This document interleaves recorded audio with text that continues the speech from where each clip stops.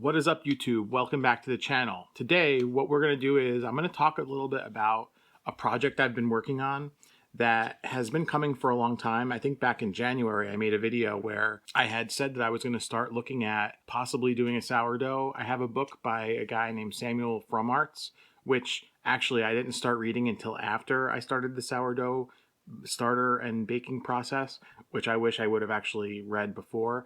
But I had that book and I've been kind of toying with the notion of making bread. I mean, right now in this, lockdown, quarantine, self-isolation, everybody is, rushing to the store, buying all the flour, and they kind of have the same idea just because you have the time. So now is the time to take up those things that you've kind of been putting off, and so that's basically where I was with the whole process. What I did was I started a starter along with the sourdough starter gang that Jennifer in Saratoga, and I'll link to her Instagram handle up here on the screen somewhere. And I had a lot of luck with it to start, and it kind of petered away. I was able to, in the first round of that starter, make a pretty decent loaf of bread. After I made that loaf of bread, I made a mistake where I had taken the starter and put it in the refrigerator for an entire week without feeding it.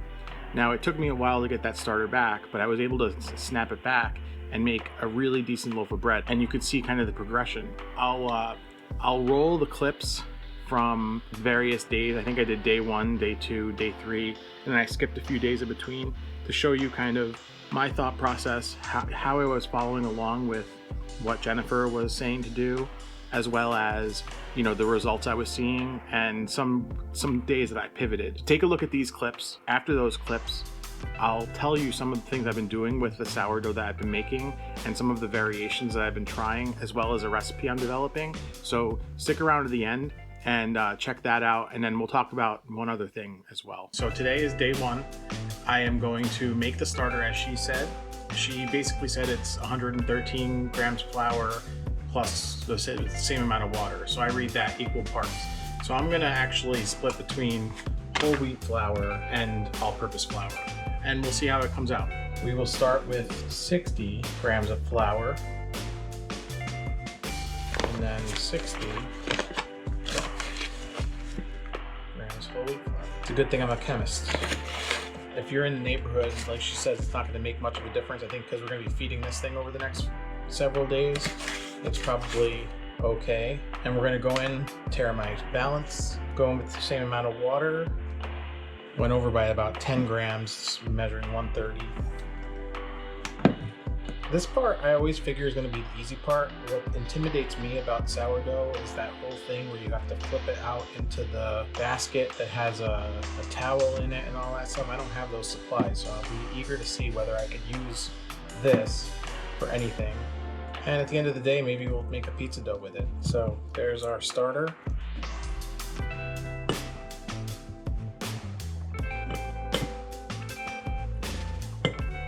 So it looks like day 1, basically we hydrate. This container is good too because when all is said and done, it's basically right up to that line. So we'll know when it's at double. So lid on very little, and we wait. All right, so it is day 2 with this sourdough starter, and here's what we look like. You could see we were at the line yesterday, so we've about doubled. We got some bubbles on top, so it's time to feed this guy. Per Jen's instructions, take half of this, throw the other half away, throw in 113 grams of water, 113 grams of flour in with the remaining starter, and put it back in the container. So that's what I'm gonna do.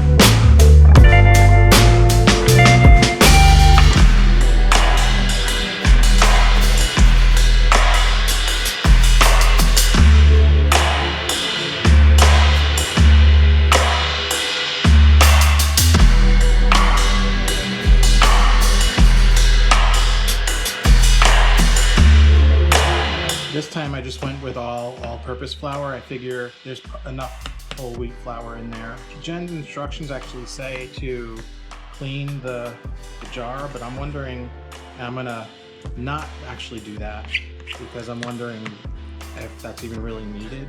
Not that I'm challenging, I just want to save myself a step here. Definitely taking the consistency of like dough.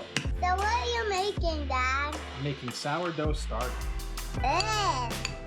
That sounds yucky. It sounds yucky? You want to see it or not?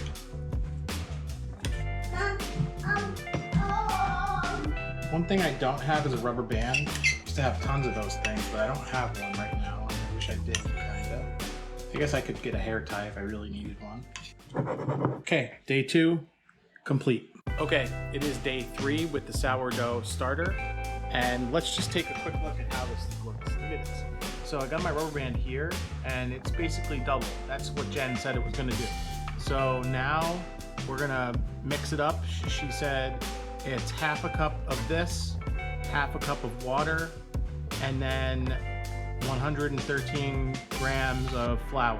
So that's what I'm gonna do. Like she said, there's bubbles. It smells sour, but still floury. So I think we're looking like we're in good shape.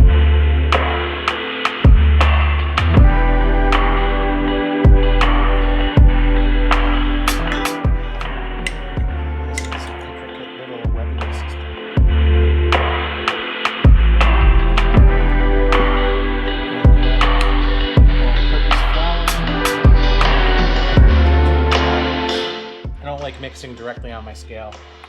Don't want to mess up those springs. So I think I understand the technique. Basically, we're at this point substituting water for starter, half of the water, and then going into the full amount of flour each time. Gonna make sure we have no dry bits. Now I'm going back into the dirty. I shouldn't say dirty. It's not dirty. It's got today's starter in it. So we're going right into here. All right, there it is, right there. And I actually got a blue rubber band this time. So 12 hours, I have to work a shift tonight. So when I get home from work, it'll be time to feed this. So I'll make sure that gets done. I'm not gonna videotape that, so next check-in will be tomorrow morning. It's day 3 with the starter, and I fed it twice yesterday. I only showed video for the one, but here's what we're looking like now. You can see it hasn't really risen too much from last night, which I fed it around like 10:30 last night. Right now it's 10:59, so didn't rise too much. In Jen's video, hers didn't either. So what we're gonna do is our usual. We're gonna feed it again, pull out half a cup from here, clean out the container, put a half cup water, 113 grams flour, and remix.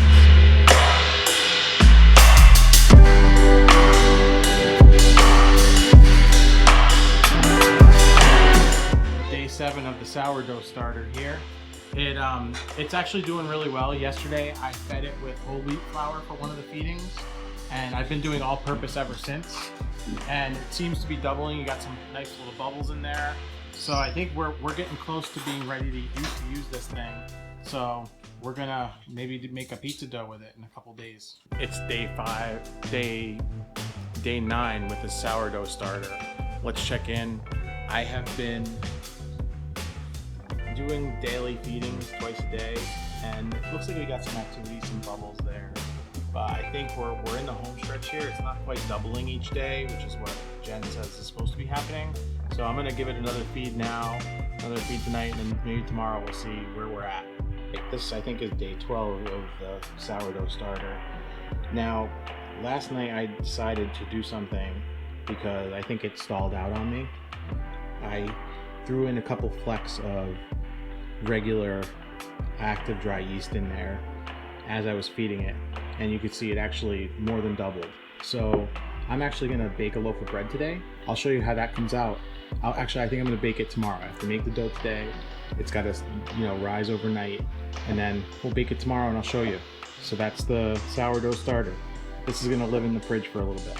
Just about to pull my WrestleMania loaf out of the oven, and that looks pretty amazing. Oh boy. I tried to carve a W in there. You can kinda see it, but I gotta practice a little bit. So this is the sourdough loaf. I'm gonna let it cool on this overnight, and we'll have it in the morning, but actually it looks like it browned pretty nicely. Let's pull it out.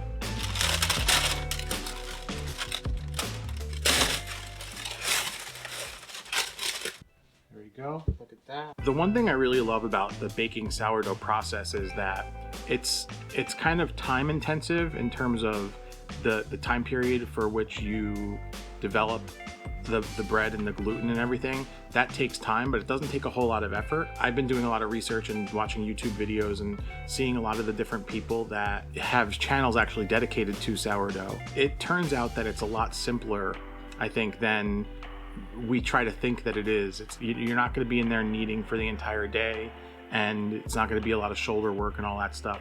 It really is just a bunch of stretch and folds, and then there's some shaping stuff that you need to do. The mistakes that I made all along in terms of the baking, so I baked 2 loaves already at this point. The recipe that I used the first time was a modification of somebody who tried to make sourdough with no measurements. And the problem that I ran into was I didn't scale down the water content. When it came down to things, if you look at the measurements, so if I go back to my notes, I actually had put like 110% of the water to the flour, which is like way too high. And actually, when I was trying to shape the loaf, it poured. Like, I didn't take any video of that. I was so mad that day. It like poured onto my board. It was a joke, but I was able to save it by dusting with quite a lot of flour and working it back in. The loaf ended up being really dense, but it tasted really good, which I guess is a good sign. Oh, the other mistake in that case was I didn't listen to the guy that I was following along with, and he basically was making enough for 2 loaves.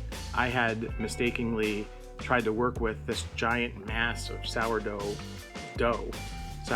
I didn't split it, so it was this giant thing. But after I baked it, it kind of domed nicely in the Dutch oven, which was great, but it was just that first run was a disaster, and it's a testament to the fact that nobody knows everything. And I'm going to tell you right now, I know I am scratching the surface on learning about sourdough at this point. Be patient with yourself. You got to give yourself a few trial runs. You're not going to get it perfect on the first try with anything you do. The second time I did it, I was a lot more confident, and that's the loaf that I'm eating through right now. What I like about this loaf here is it's got a really good crust. It's actually extremely crusty. And just because of the way I was working with it, I was able to get sesame seeds on the bottom, but not the top. And what are you going to do? But you got that nice roasted sesame in there as well, which is amazing. When I made this loaf, I wanted to do a mix of all-purpose, whole wheat, and spelt flours. And I think in terms of the taste, I think I've found the perfect kind of balance of those flours. My starter, I think, is predominantly whole wheat at this point. So what I'm gonna do is keep that starter going. And right now it's in the fridge, but it's a few days before I want to bake. I'm going to start taking it out of the fridge tomorrow and feeding it and cultivating it again to get it back to its active state so that I could bake another loaf this weekend. Again, this time I was too high on the water ratio, and it turns out that I scaled the flours down to make 1 loaf, but I didn't scale the water back. And again, when I went to work with it, it basically poured onto the cutting board. So I got to work on that, but I have a good balance of flour, and one day I'll do a video kind of walking you through from start to finish that process once I get it down a little better and I can make a better video about it. The hardest part is getting that starter going. I cheated a couple times and I actually threw some active yeast in there just to try to get the organisms moving in that thing. You can go online, you read about feeding with pineapple juice and feeding with orange juice and feeding with, yeah, I even thought about at one point feeding with club soda. Somebody was talking about the pH getting too high. I figured a way to do that without affecting the taste would be to add club soda. There was a suspicion that the water quality of my tap might have been kind of poor or high in chlorine or something that was kind of killing off the starter, so that would have alleviated that. And I've been actually chatting with a coworker, Tara, that has been kind of experiencing the same type of stuff. The starter is probably the hardest part, but I think, in my experience, I think it's a lot of wives' tales in terms of what you can do to get it to happen. At the end of the day, it's a living organism, so it's going to happen if it wants to happen, and you can just provide the right conditions for it to happen. I think the feedings are critical. I think the most important factor is the balance between water and flour when you feed these things. A lot of times when I put it back into the jar, it was like really thick. I think when it's thick like that, it's just hard for the things to breathe. I think they suffocate, basically. I would love to hear if you've been trying sourdough, if you have any past experience with sourdough, if there's any tips that you have for me, leave them down in the comments below. Be sure to like this video, and I'm gonna throw a question out there. Do you think we should retro this shirt This is the It's the Worst Day of My Life shirt. Back in the days of Derry X blog, it was gangbusters. I think we sold like over 100 of these things. If you think we should retro this, let me know and I'll start working with somebody to get these in print again, because this is just too good. I dug it out of storage, and I had to go with it. Thank you so much for watching. If you haven't subscribed already, make sure you hit that subscribe button. Click that notification bell to get notified when new videos are posted. I'm gonna definitely be making a video on sourdough very soon, and I have a lot of other videos in the works here. You are definitely gonna want to be the first to know when new videos are posted, so click that bell and everything's gonna be good. Thanks a lot for watching, and I hope you have an amazing day, guys.